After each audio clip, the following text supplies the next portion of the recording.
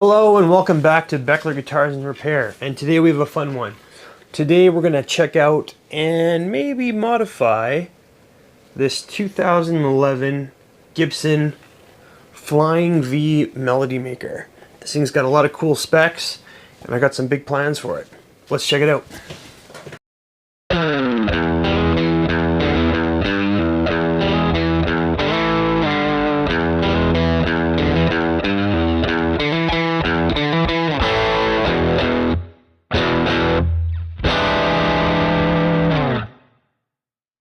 So if you're unfamiliar with Melody Maker, basically they're Gibson's like student budget line from way back in the day. They used to make stripped down versions of their models that were a lot less expensive for kids and for people just starting out.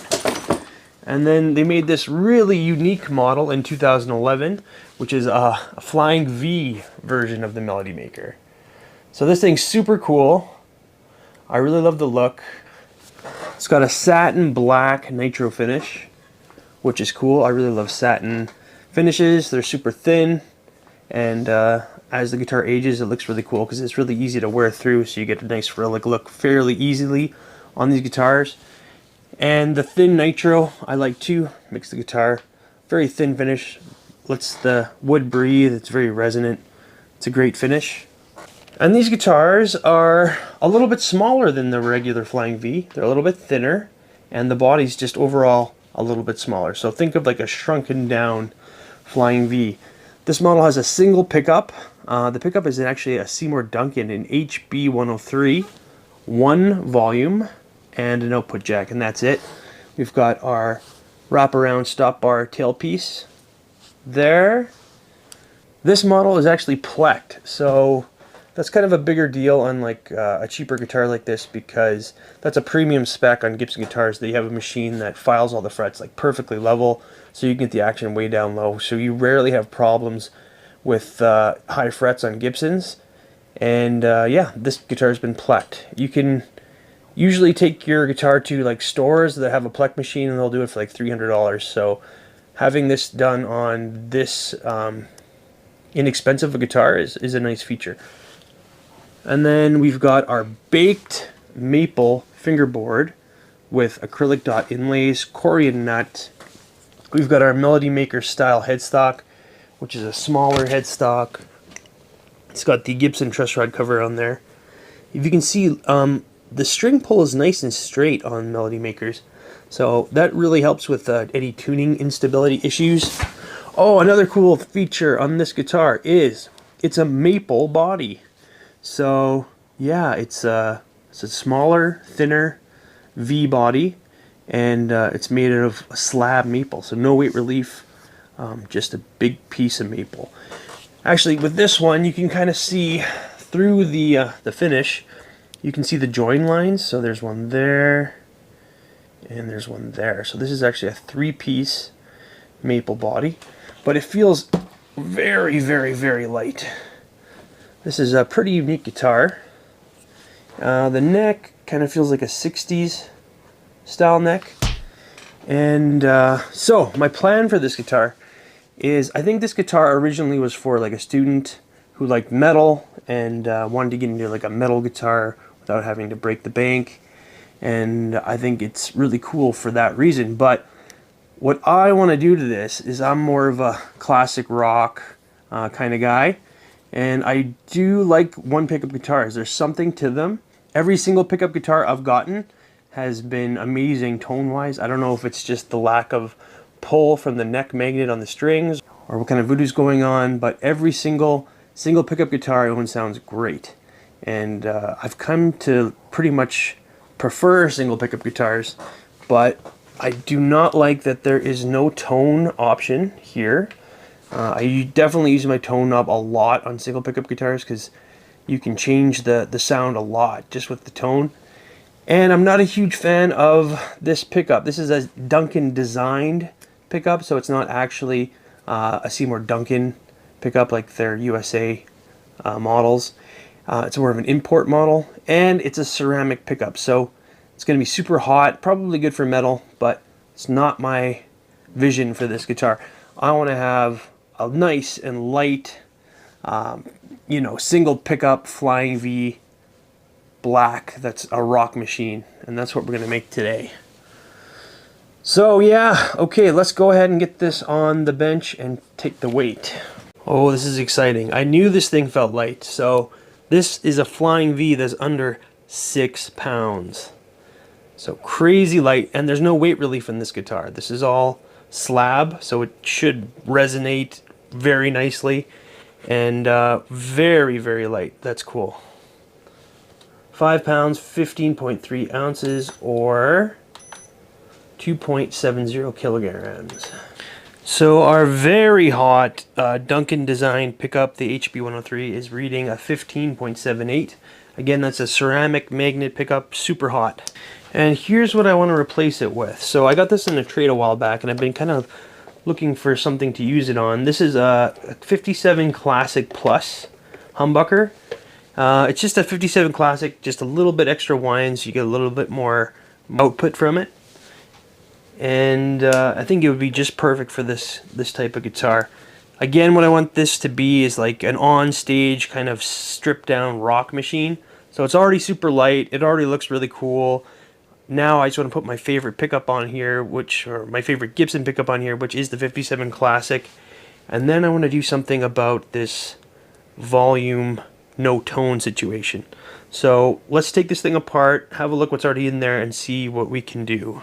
So yeah, here's our stop bar tailpiece.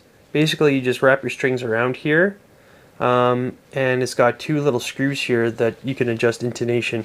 There's a little bit of a saddle line there that's supposed to help with intonation, and then you can adjust your screws further back to help with that as well. What's interesting is this is kind of like an SG with the pick guard. So what I mean by that is that the bridge posts are mounted over top of the pick guard. So you need to take out your bridge posts in order to get to the pickup.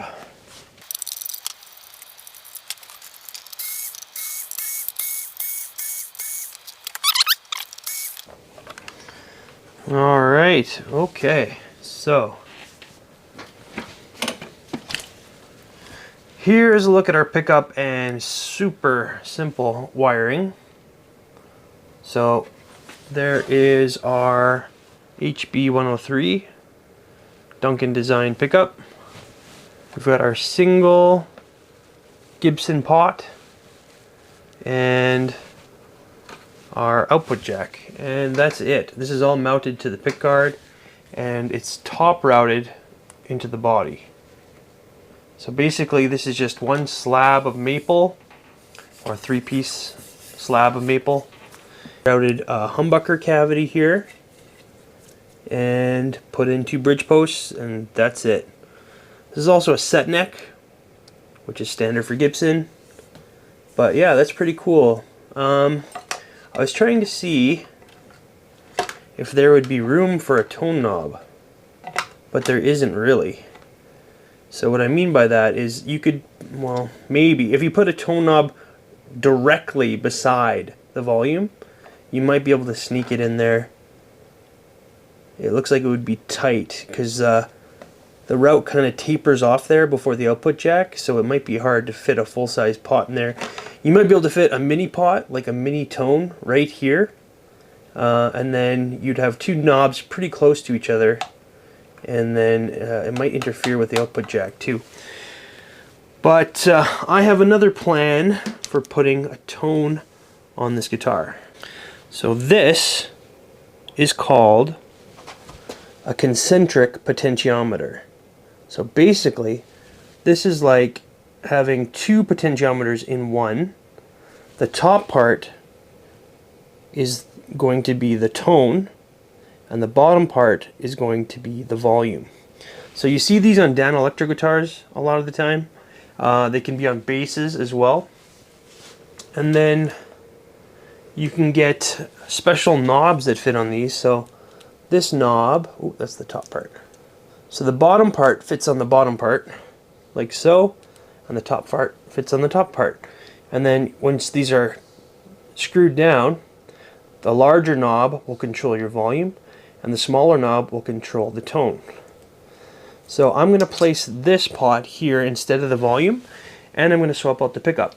So this will give me that classic rock sound I'm looking for, and then give me access to a tone control as well as volume. And this mod is totally reversible as well, so if I ever want to sell it down the road and the next owner wants it back to original, I can easily swap it back with no issues. Alright, so I'm going to go ahead and swap this pickup and wire in this tone.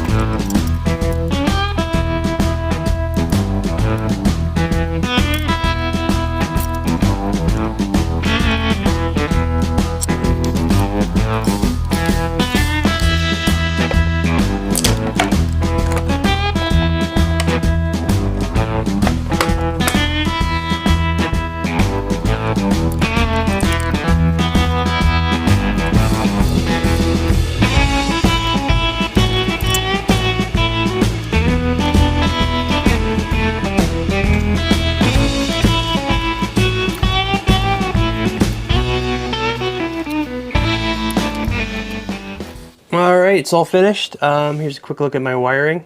It was a bit of a pain because this pot is so small and all the little eyelets are just tiny. So it was very, very tricky. But I plugged it in and tested it and it seems to be working good. So I'm just going to go ahead and put this back together. Alright, looking pretty slick if I do say so myself. Alright, I'm going to get it strung up and set up and then we can try it out. And here's all the original components. I'm just going to put it in this little pickup case and put it in the original case so we have it in case we ever want to swap back. I managed to get a very nice setup on this guitar. So if you check out our straight edge here, you can see that there's very little relief in the neck. There's a very slight gap between the straight edge and the fingerboard, so that means the neck is straight, the truss rod is set tight. And here in the 3rd fret area, when I use the 3rd fret, you can see the string is resting almost directly on that 1st fret. So that tells us the neck is straight, truss rod is tight, and we have a well-cut nut. And then at the 12th fret, you can see our action is quite low, just about a 1 millimeter at the low E, and just between a 0.5 and a 0.75 at the high E. So yeah, very nice low action. And I just want to go over the fingerboard, make sure there's no fretting out or buzzing anywhere. I like to speed up this part, but if you want to hear it in real time, just slow down the player to 25%.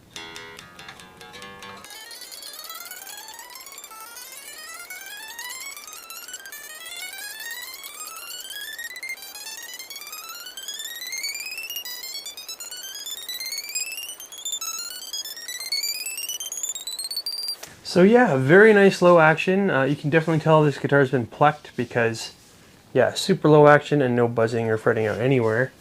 The neck feels really nice too. There's no fret sprout at all, so it's nice and smooth. And the guitar rings out really nicely. And just trying it out on a strap, and no neck dive.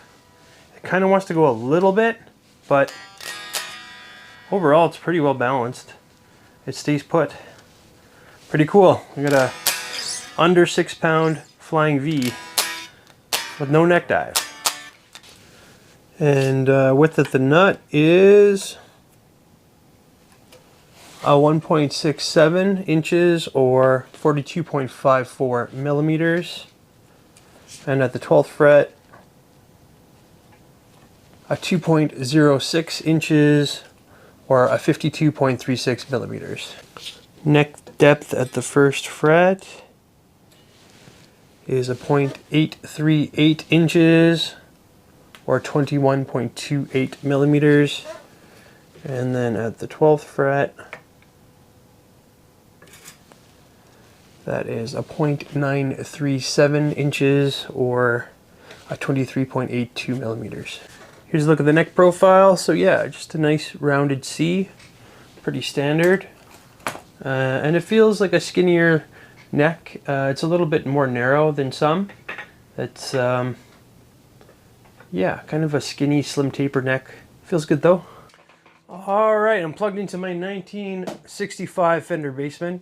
Here are my settings. I'm going to be using a Jim Jones GTO Germanium overdrive. It's just a really nice transparent overdrive. And there's not much to go over. Basically, I'm just going to work the tone knob a little bit, and we can test out this pickup with clean and a little bit of dirt. What's nice about these single pickup guitars is if you roll down the tone a little bit, you can actually get a really good neck sound, and then full tone is a really nice bridge sound. So it's kind of having the best of both worlds, just with a little bit of a tone adjustment.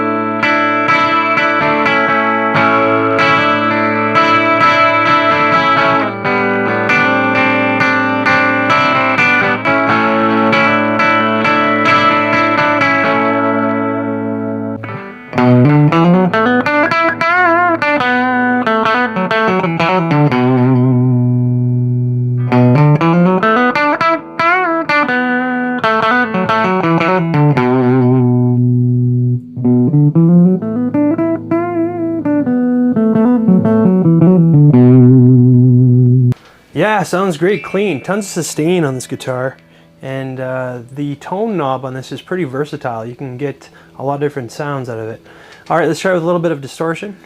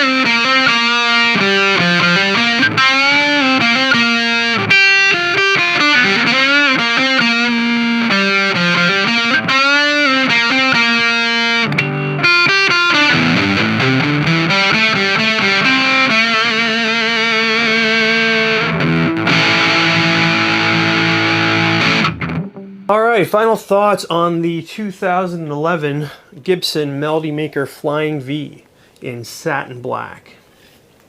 Really cool guitar. Just a bunch of really cool options you don't see in a lot of other Gibsons, like the maple body and the baked maple fretboard and the single pickup Flying V.